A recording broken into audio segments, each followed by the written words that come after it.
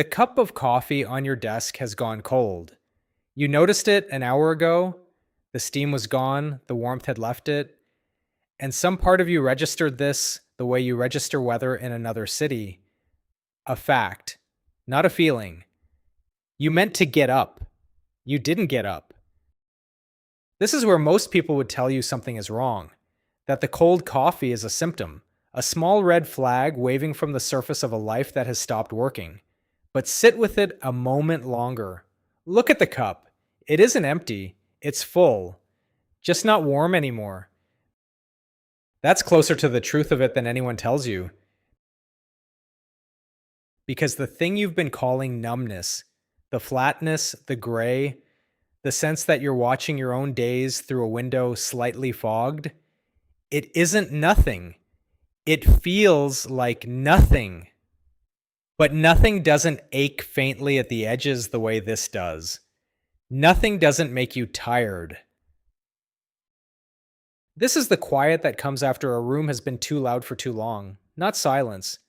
The ringing that stays in your ears once the noise finally stops. You know the small signs by now, even if you've never said them out loud. The way you laugh half a second late, catching up to a joke instead of falling into it. The way food has started to taste like temperature more than flavor. Warm, cold, fine.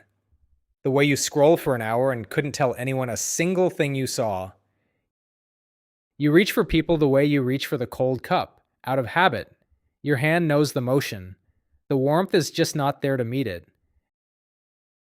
And the fear underneath all of it, the one that wakes up around 1 a.m. and reads, "Why does everything feel empty into a glowing screen?" is that this means something is broken in you. That somewhere along the way, a wire came loose, a light burned out, and now you're the kind of person who simply doesn't feel things anymore. I want to walk you back from that, gently, because that isn't what happened. Here is what happened. You didn't stop feeling. That was never the problem. The problem is that you felt all of it.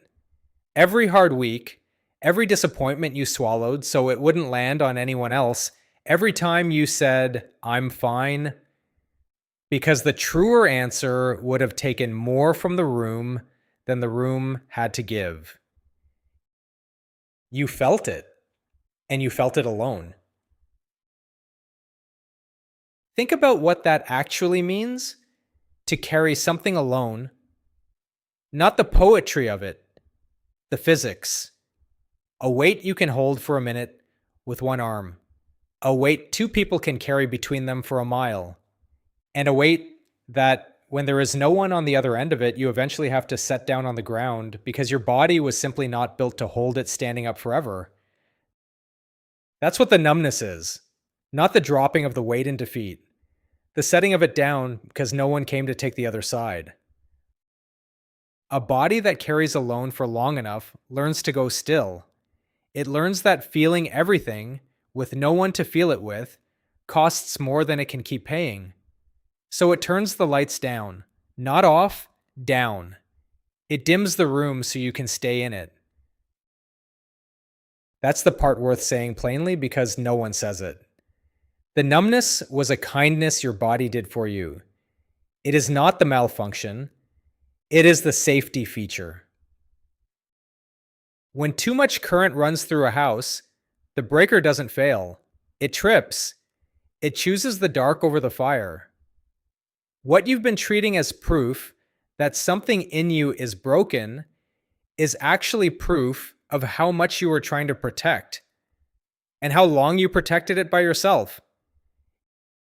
It was never the broken bulb. It was the dimmer switch, turned low by a hand that was just trying to help you survive the brightness. And once you can see it that way, as protection and not failure, something loosens. You don't have to be ashamed of the quiet anymore. You don't have to fix the person who learned to go still.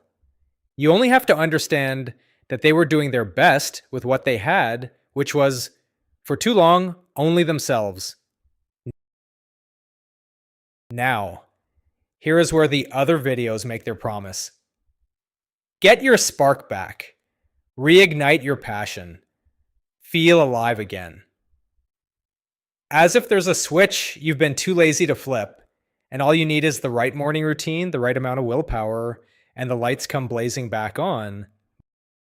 But you already know what happens when you force it. You've tried. You've stood in front of the thing that used to move you and waited to be moved and felt only the pressure of waiting. Forcing the lights on after a long dark just makes the dark feel like your fault. So don't force them. That isn't the way back, because the way back was never a flood. It's a single thread of warmth, let in on purpose. Not feeling everything again, that's too much too fast, and your body knows it. That's why it dimmed the lights in the first place. Just one small thing. 1.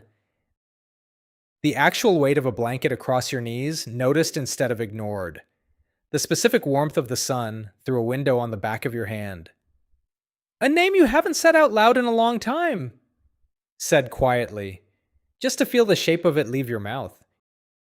You don't have to mean it. You don't have to be flooded with feeling. You only have to let one true sensation through the dimmed door and stay with it for the length of a single breath.